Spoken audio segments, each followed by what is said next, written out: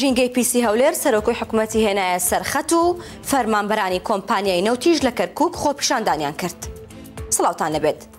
پرسی ژینگەی پیسەکەی هەولێر حکوومەتی هێناوەتە سەرخەت و ئەمڕۆ سەرۆکی حکوومەت کۆبوونەوەی لەگەڵ لایەنی پەیوەندیدار کرد و چەند بڕیارێکیشی لەو بارەیەوە دەرکردووە. مەسرور بارزانی سەرۆکی حکوومەت لەسەر پرسی پیسبوونی ژینگەی هەولێر و دوهۆک بڕیارەکە ڕوبەڕووی پاڵاوگەکان و مۆلیدەکان کراوەتەوە.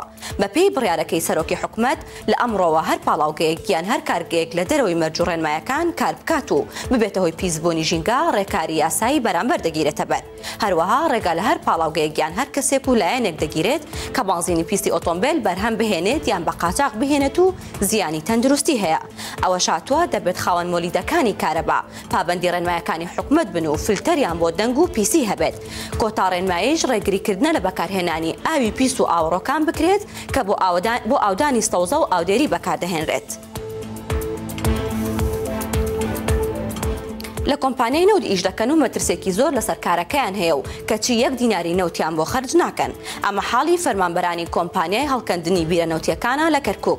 لە کەرکووک فەرمانبەرانی دەستەی دووی کۆمپانیای هەڵکەندنی بیرەنەوتیەکانی سەر بە وەزارەتی نەوتی عێراق گرت بوونەوە و داوا دەکەن موچەکانیان زیاد بکات و ڕێژەیەک لە پارەی بەرمیلی نەوتیان بۆ تەرخان بکرێت. ئەندازیار محەممەد سەعید بە 1964 وت لە ساڵی 2015ەوە وەزارەت پێمان دەڵێت ئێوە یەکێکن لەو کۆمپانیای مایە پوچەکان بۆیە هیچ بڕەپارەیەک لە قازانجی ساڵانە و مەترسیمان بۆ خەرج ناکرێت. وتیشی ساڵانە بەهۆی سەختی کارەکەمان فەرمانبەرمان بریندار دەبێت و گیان لەدەست دەدات.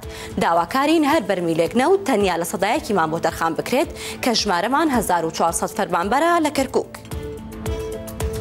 ئەو بەفرەی لە دوێنێەوە تێی کردووە زیاتر لە 20 سانتیمی لە مەرزی کێلێ باریوە.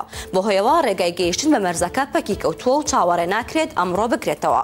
عەباس عەزیز باپیر بەڕێوەبەری گومرگی ڕاپەڕین بە 1964 وت تا کاتژمێرسەی بەرەبەیانی ئەمڕۆ زیاتر لە 10 سانتیمەتر بەفر لە مەرزی کێلێ باریوە و ئەم بەیانیە گەیشتۆتە 20 سانتیمەتر. بەهۆیەوە هاتوچۆکردن پەکی کەوتووە. وەک باسی دەکات بەهۆی ئەوەی ئامێریان نییە بۆ پاکردنەوەی ڕێگاکە لە شەوی ڕابردۆ لەسەر هێڵن بۆ ئەوەی ئامێرێکی پێویست دابنرێت و ڕێگاکە لە بەفر پاک بکرێتەوە. بەڵام وەک دەڵێت هیچ نەکراوە. عەباس عەزیز ئەوەشی وت پێناچێت ئەمڕۆ بتوانن ڕێگاکە بکەنەوە. بەو هۆیەوە هاتوچۆکردن بۆ مەرزی کێلێ پەکی کەوتووە. کەشەکە ساردە و بازاری قەل گەرمە. ئەو کەسانەشی قەل بەخێو دەکەن گوێز بە تێکڵەوە دەدەن بە قەلەکان و بۆ ئەوەی تامی خۆش ببێت. باخێوکارێکی قەل دەڵێت هەموو قەلێک گوێز ناخوات. کوێخا محەممەدی ئەڵڵایی بەخێوکارێکی قەلە و کە ژمارێکی زۆر قەلی کەنەدی هەیە و بۆ 1964 قسەی کردو دەڵێت تا 30 کیلۆ دەڕات و کیلۆی دەدەن بە 10,000 دینار. ئەو بەخێوکاری قەل چاوی لە ئاسمانە و دەڵێت ئەگەر ببارێت و جەوەکە سارد بێت بازاری قەلەکانی گەرم دەبێت. وەک باسی دەکات ئەو جۆرە قەلەی هەیەی جیاوازە لە قەلی کوردی. ڕۆژانە نزیکەی 10 کیلۆ گەنم و جۆیان دەداتێ. ساڵی ڕابردووش گوێزی پێداون کە هۆکارێکی باشە بۆ تامی گۆشتەکەی.